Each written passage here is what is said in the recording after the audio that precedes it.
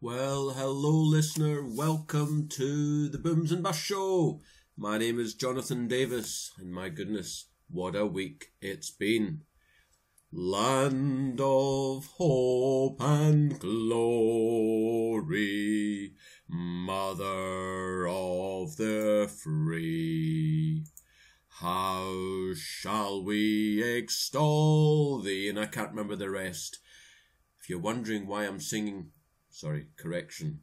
attempting to sing that song, well, of course, it's because the greatest thing that's happened to the United Kingdom in decades happened last week. What was it?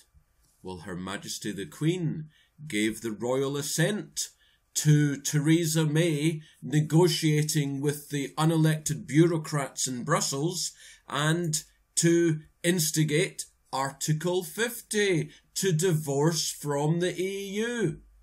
You hear that, Skippy? You know, my impersonations just get better and better. Because I know you were listening to the radio there, the mobile phones, whatever it is you've got, the tablet. You were transported to the outback for a second or two, weren't you? You were. I know you were.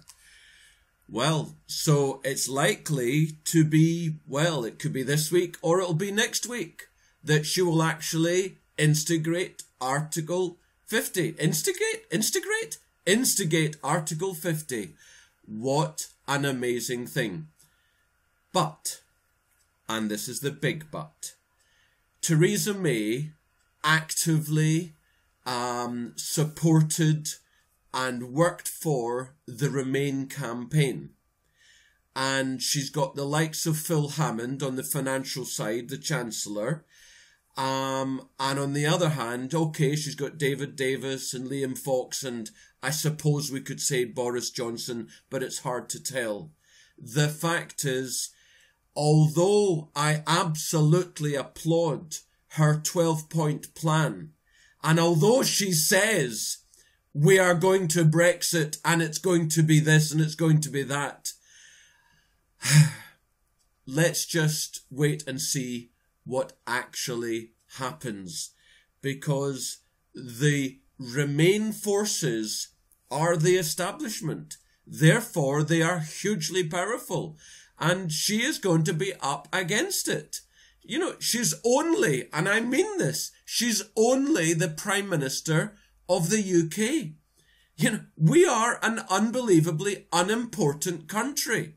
And the global forces, whether it's the Skull and Bones Society that I was reading about this weekend that has spawned 3 presidents, the last one being George W. Bush, the one before that was his dad, before that was Taft. The Skull and Bones was created by higher echelons at Yale University, and these guys run the show. You've got the Bilderbergs, you've got the Davos community, you've got the global banking cartel. These are the guys that run the show. Be under no illusion. And when you got a Prime Minister who herself was a Remainer, how defiant is she actually going to be to the powers that be, the real forces, the columns that really run the show? Well, I don't know, obviously. We'll find out over the next 2 years.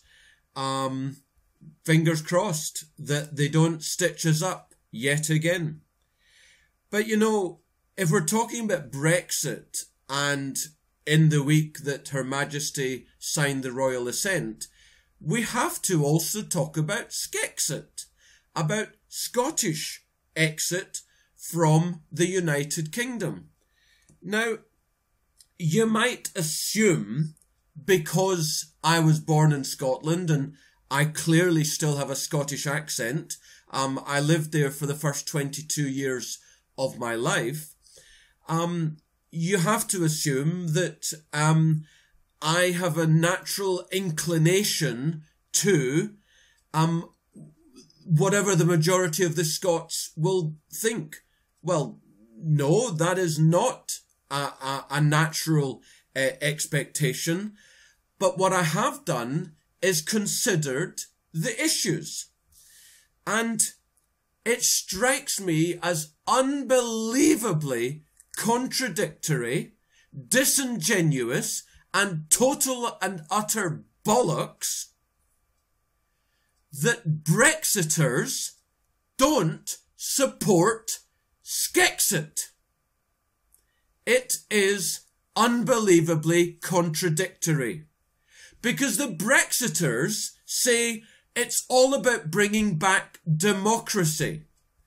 Immigration is an issue, but it's about democracy. It's about bringing back power to our government, and so on. And I couldn't agree more. Those are the reasons why I supported actively Brexit. So for the same reasons, how on earth can a Brexiter be anti-Scottish exit from the UK? It is intellectually, totally and utterly disingenuous. Just like the Brexiters called the academics who are pro-EU intellectually disingenuous. It's exactly the same. Now, I know the reasons why Nicola Sturgeon and the Scottish National Party are saying they want to exit the UK, because they want to go into the EU. Now that, of course, is not Scottish independence. People get the reality of what we're talking about here. We're not talking about going back to Culloden. We're talking about Scotland becoming an independent state. First things first. Are you for a nation taking back democracy? Then you must, if you are, support Scottish independence. Of course, if the idea is that Scotland gains independence and then it becomes dependent on Brussels, then that obviously is not independence. Now, the arguments for Scottish independence, both of Westminster and of Brussels, are simple. An independent Scottish state eventually would be amazing, both for the prosperity of Scotland and for democracy globally, because it would shine a beacon of light as to what democracy is, and of course for the Scottish people. Why would Scotland be an amazing independent state? It uses, of course, the global business language. Its university education is second to none. It has all our oil. Its entrepreneurial skills, its can-do, its wanting to develop and grow and build things is second to none. It's because of Labour and the SNP that Scotland has gone backwards over the last 20, 30 years. It is my contention, listener, that should Scotland vote to become independent of the UK, within 1 or 2 Scottish general elections, the Scots would boot out the socialists and they would bring in quasi-free marketers. Scotland would be an amazing independent state in a quasi-capitalist circumstance, on the far northwest outpost of Europe. It would be an amazing offshore financial centre. It could be an amazing offshore manufacturing centre. Scotland built the world. Scotland created television. Scotland invented the telephone. Scotland invented so many things, and its entrepreneurial skills are amazing. Given the right conditions, Scotland could be amazing. But it is appalling, and it makes me angry. So what's new? That Brexiters support Scotland staying in the UK.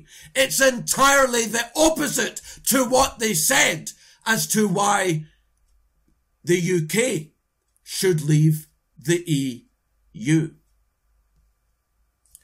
I did actually forget to say something about Brexit.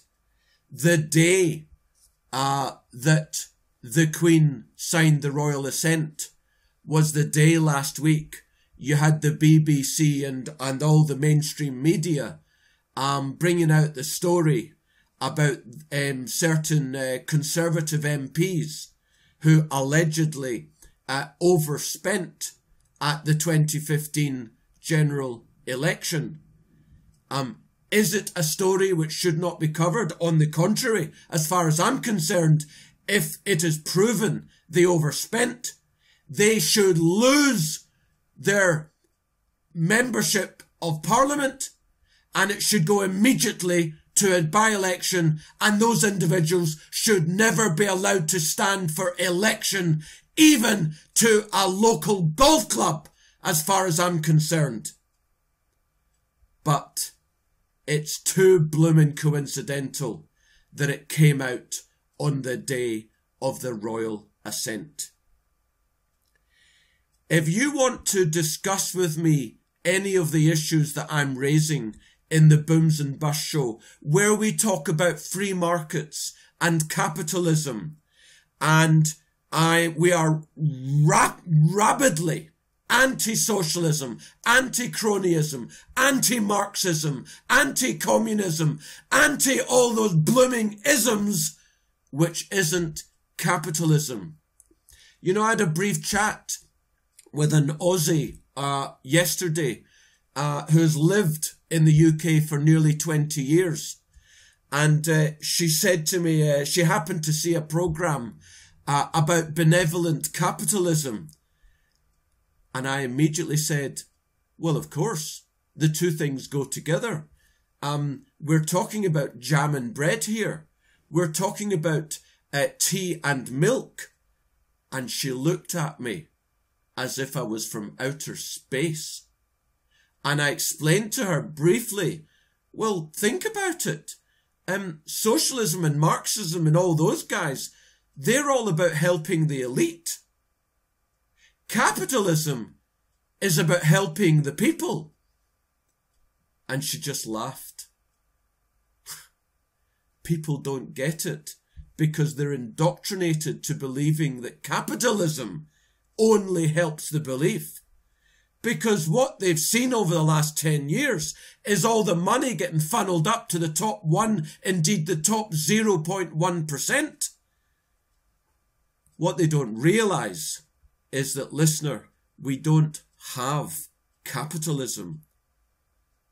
How is it possible that bailing out the banks is described as capitalism? No, non-interventionism is capitalism.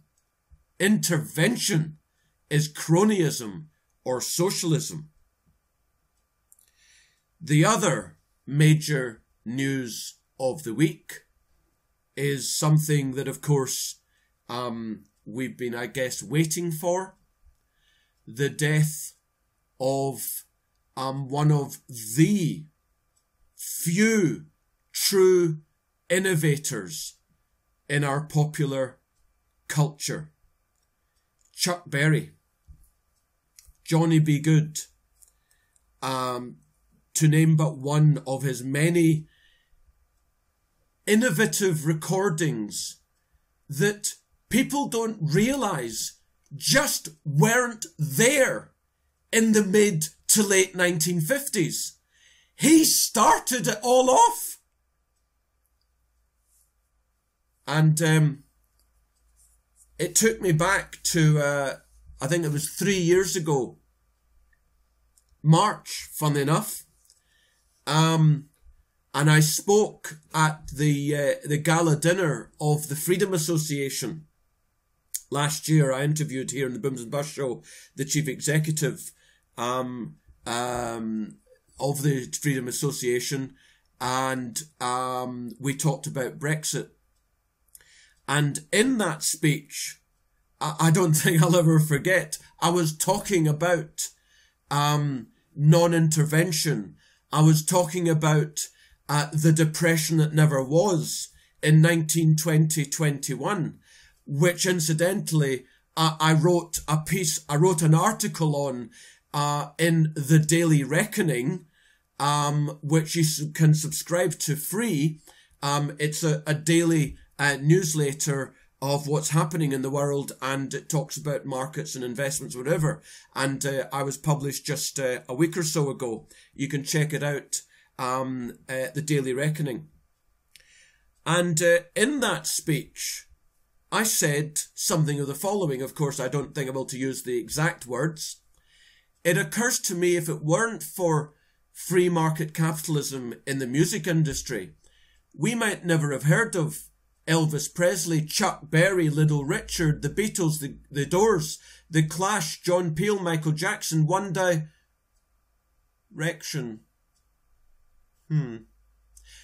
Capitalism isn't perfect.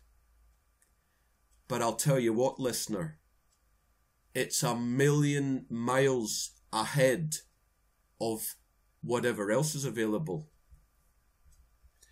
So, Chuck, may you rest in peace. What's been happening on the economics front? Very interesting with regards to inflation figures, and of course what the Federal Reserve did last week.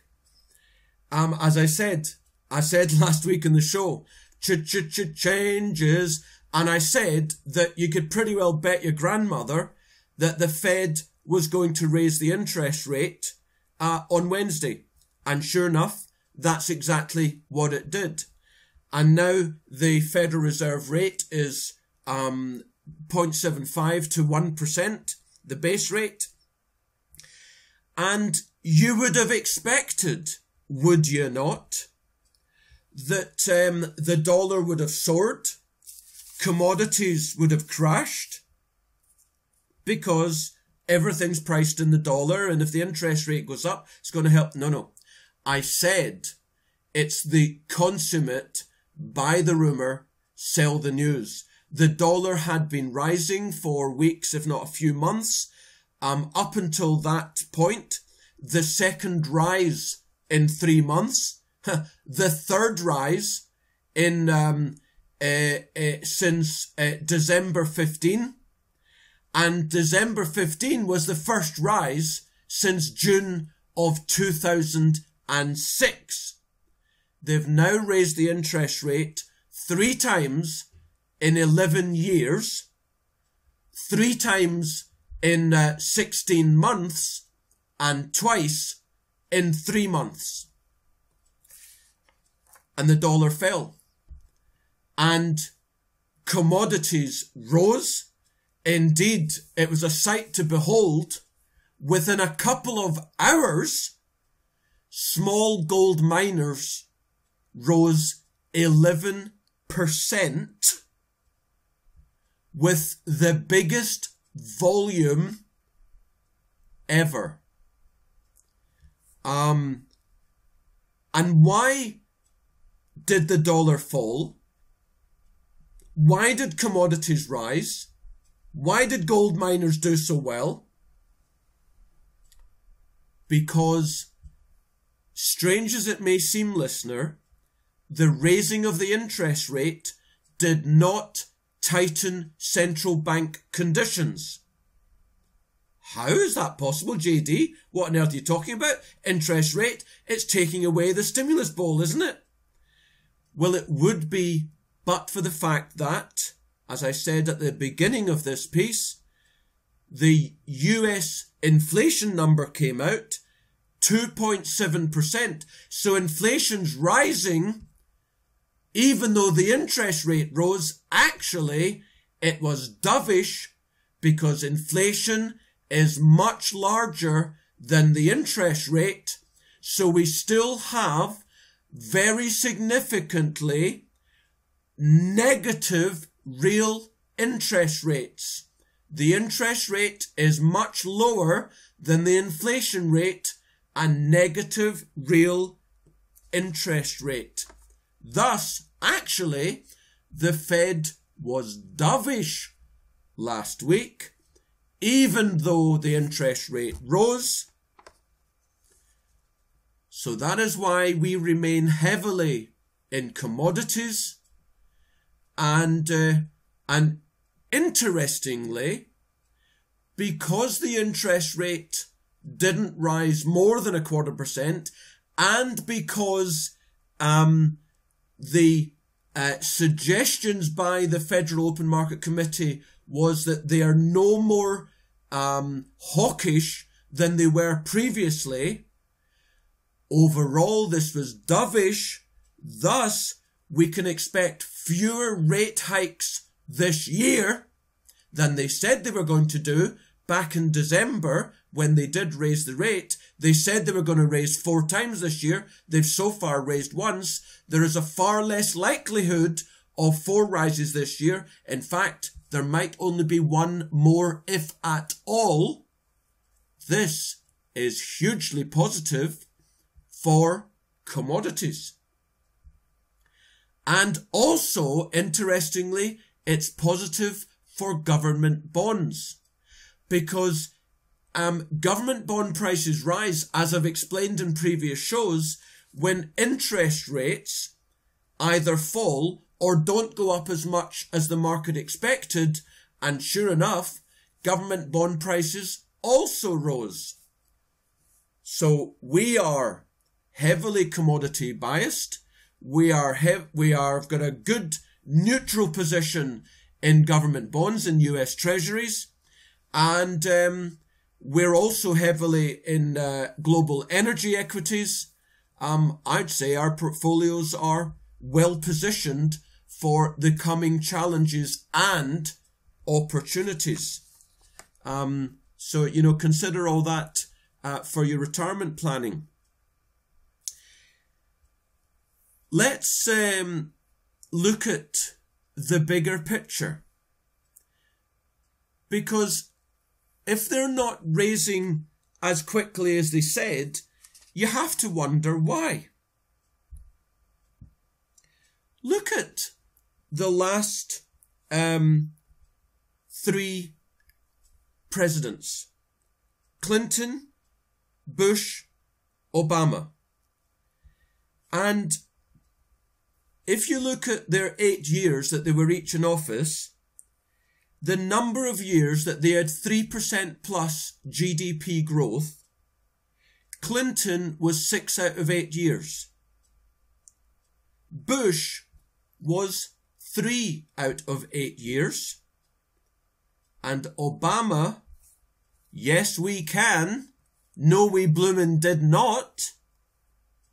Obama had 0, no years out of his 8 where the US economy grew 3% or more.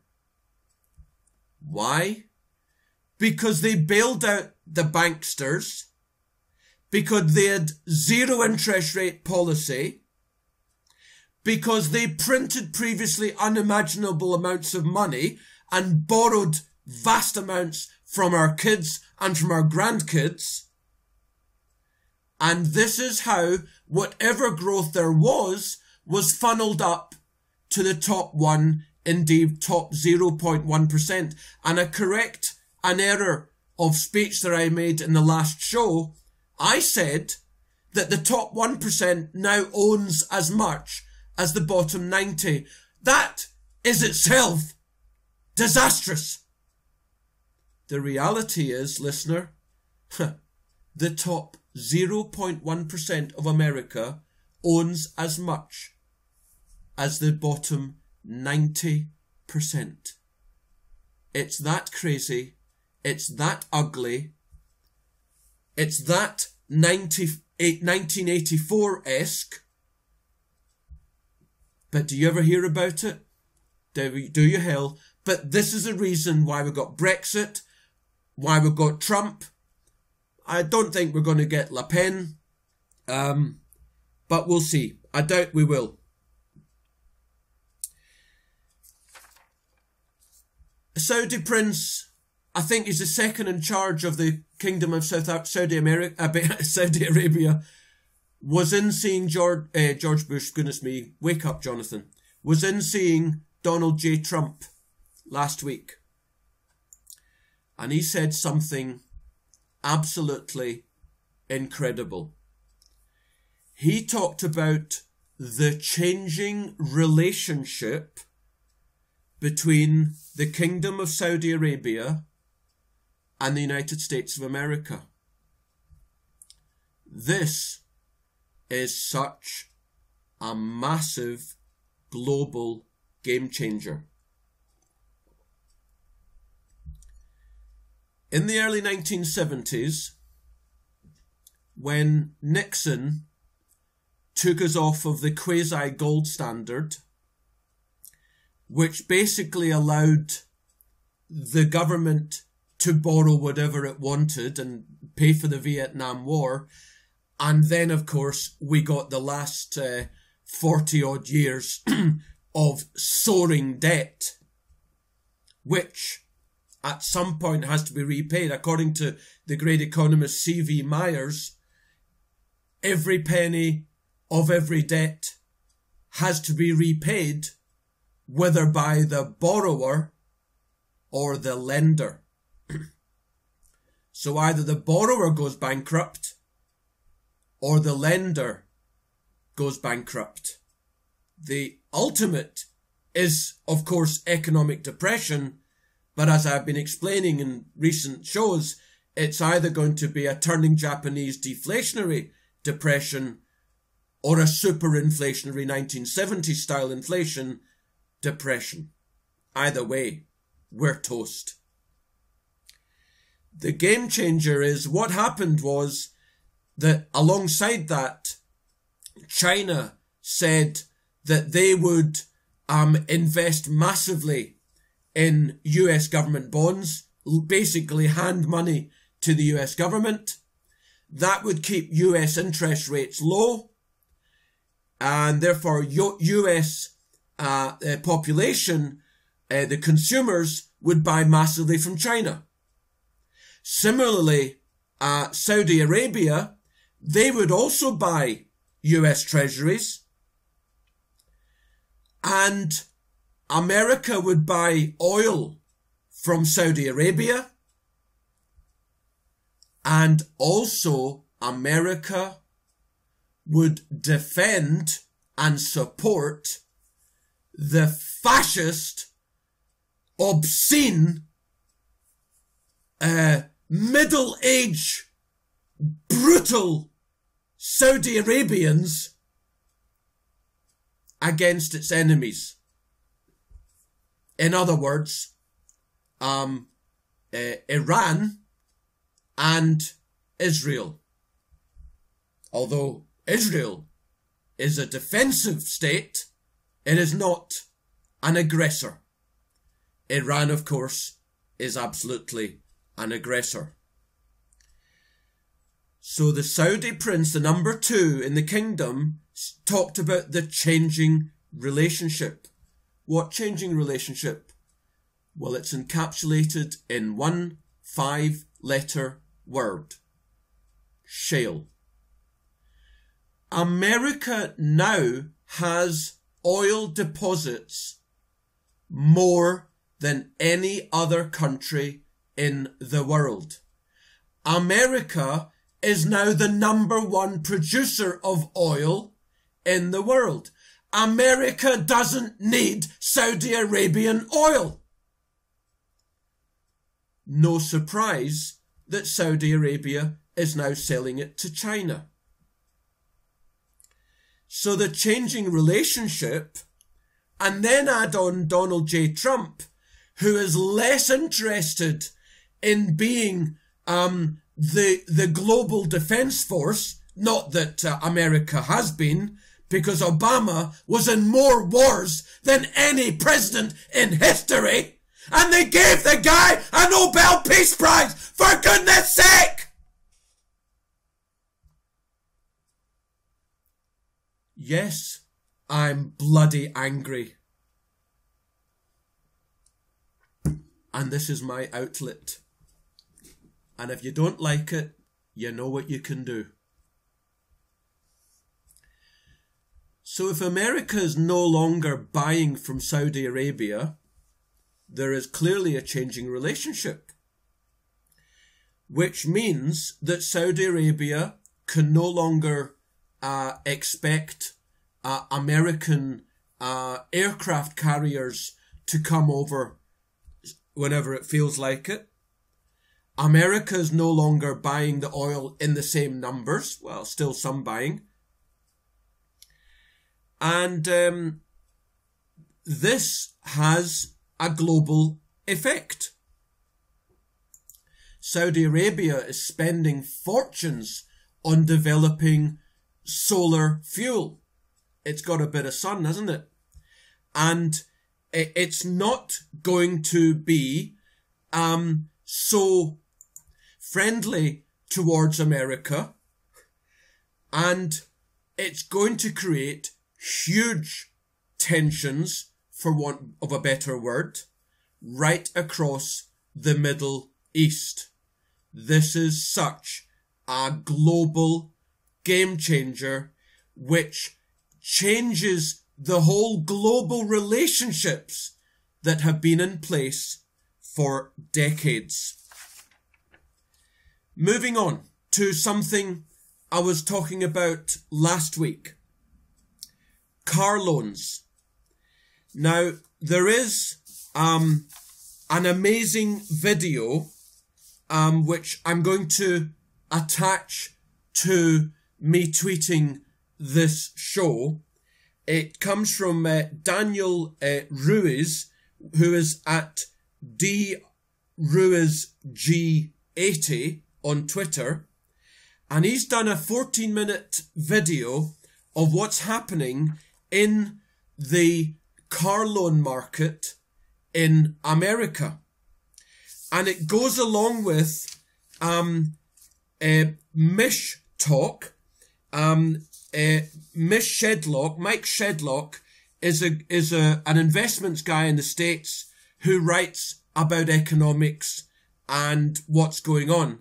Now, I used to read him avidly, but he got so much wrong for so many years in terms of his market pronouncements. I stopped reading him. But someone did link to what he did on car loans, on the car market, and the two things go hand in hand. So what does Mike Shedlock show us? He shows us that the NADA used car guide has shown second-hand car prices plunging for the month, the most since 2008. And it's only the second February decline in 20 years. Back in January 2014, the NADA index of second-hand car values stood at about 125. Today, or at the end of February, the NADA used car price index stands at 110. Second-hand car prices in America have fallen about 12% in 3 years. And yet, there has never been more car loans in America, and there has never been more car sales in America. And isn't this totally reminiscent of the United Kingdom, where you can get 0% finance, where we've heard the adverts, you get £500 off, you get £1,500 off, and so on. And when you link this to this great video of Daniel Ruiz, it's pretty obvious that what we're going to see is a massive, massive bust in the car market. You see, just like house prices, cars and car prices were not allowed to clear their nonsense in the system in 2008. We make far too many cars in the world for the number of people who actually want to buy cars. But because it's incredibly easy to borrow against, in homes at least in theory, it's an appreciating asset, although I'm not convinced of that.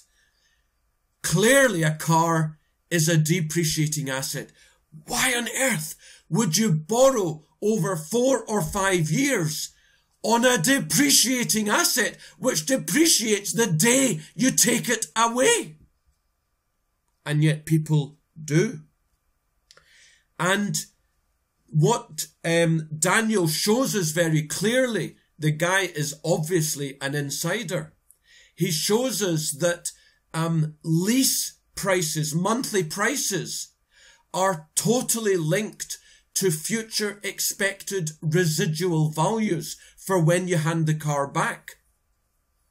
If second-hand car prices are falling, which in America they have been for 2 or 3 years, and sharply so for the last year, according to the NADA Used Car Guide Price Index, this is affecting residual values, which affects the monthly lease price. If the lease price goes up because the residual value goes down, is it not the case that fewer people will take out those loans and buy those second-hand cars? And in that scenario, the second-hand car market is toast, which means that Ford, General Motors, Chrysler, Volkswagen, you name it, have to make fewer cars. You want to know why there might be a recession? This is the reason why there might be a recession. You want to talk to me about the issues that I'm raising here? Please do so. Tweet me at Jonathan Davis. Yes, that's right, listener. I heard you say it, where the O is a 0. Or email me at jdavis@jonathandaviswm.com. I want to thank the following for corresponding with me over the last week.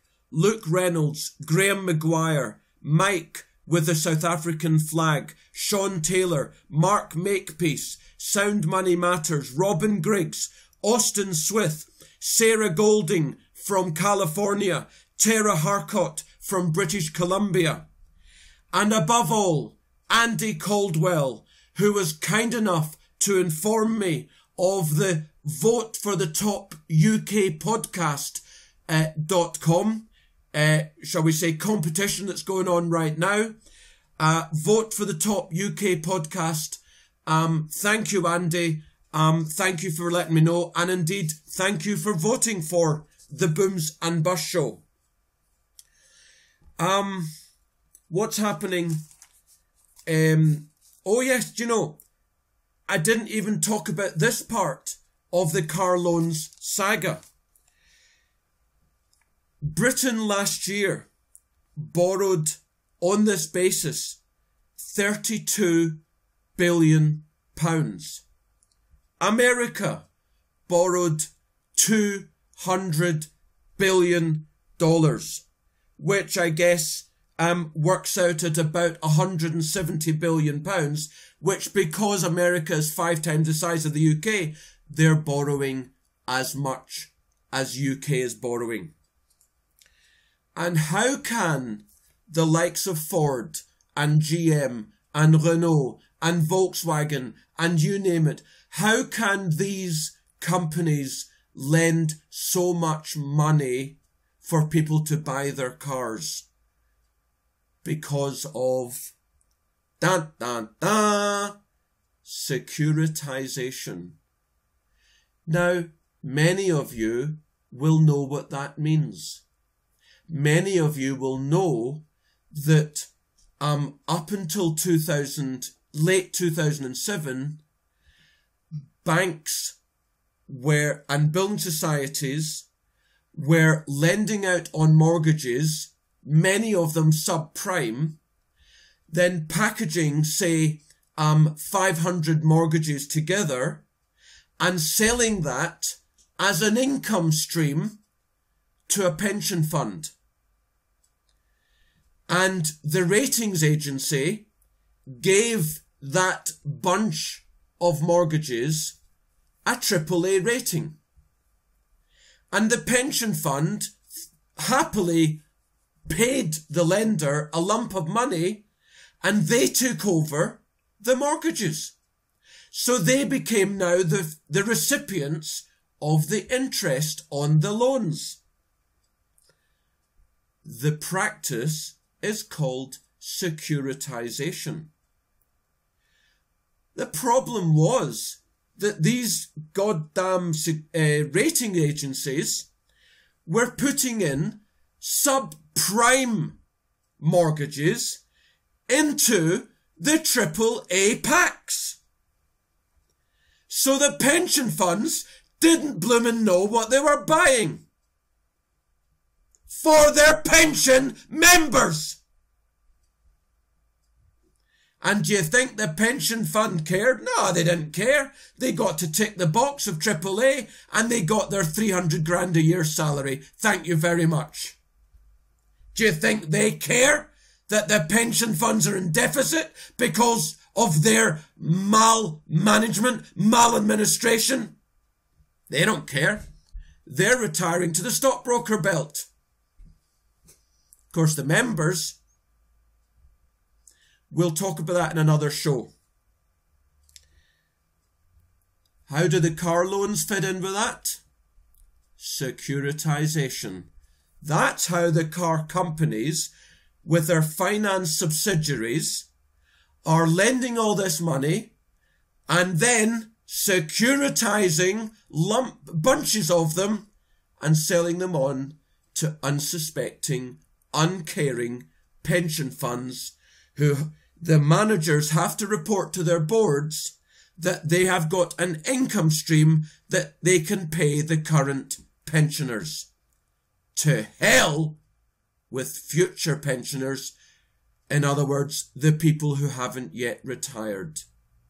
Because let's face it, the boards and the managers of the pension funds will be long gone before the people who are working will be retired. It's that ugly. Securitization. You couldn't make it up. You just couldn't make it up. Now, where's my list of things? Oh yeah, quote of the week comes from the late great, the greatest Prime Minister the United Kingdom ever had. Of course I'm talking about Margaret Thatcher. There is no such thing as public money. There is only taxpayers' money. And this is me coming out of the quote, the next time you hear a politician on the media saying, well, we need to put money into it, public money. We need to invest. We need to spend. We need to support. just remember, it used to be taxpayers' money only, but now it's borrowing from the kids of taxpayers and the grandchildren of taxpayers. And finally, just to revisit markets, in early February last year, early 2016, the ISM basically showed that the world was in economic recession. We had seen stock markets do nothing for a couple of years. Indeed, although the S&P, overall, the S&P 500 went down 10 or 15%, several sectors went down 40 or 50%. Actually, the markets had a crash. And it's entirely possible that commodities, oil, uranium, gold, precious metals, agricultural produce, iron ore, copper, and then associated the shares of emerging markets countries. It's entirely possible that they all bottomed about a year ago, because they've been pretty well on a tear since. With volatility, sure. So what's new? But I'll tell you what, the reflation that started about 8 months ago continues. And the stimulus from global central banks continue. And the euro is rising, and the yen is rising, and the pound is rising. And I've talked about these things were going to happen. And the dollar is falling. On an index level, the dollar, as I speak, at literally 12 o'clock noon on Monday, the 20th of March, as I speak, the dollar is between 99 and 100 on the index. I have been tweeting for ages that 99 to 100 is huge support for the dollar. If and when, because I expect it now to happen, given what the Fed did, given what the Bank of Japan and the European Central Bank did the week before, I expect the dollar to fall 10 or 15%. This is huge. If you haven't got commodities and emerging markets, gold miners, in your investment accounts, what the hell are you doing? Now, this week, check out the Daily Reckoning again, because there'll be an article in there written by moi on gold. I'll be tweeting about it, obviously, but you can check out Daily Reckoning anyway.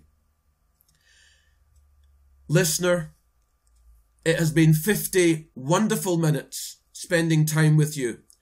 Please do correspond with me on Twitter or by email at Jonathan Davis or at jdavis@jonathandaviswm.com. This is Jonathan Davis signing off from another great, enjoyable Booms and Bust show. Thank you very much for listening, and I will catch you again next week.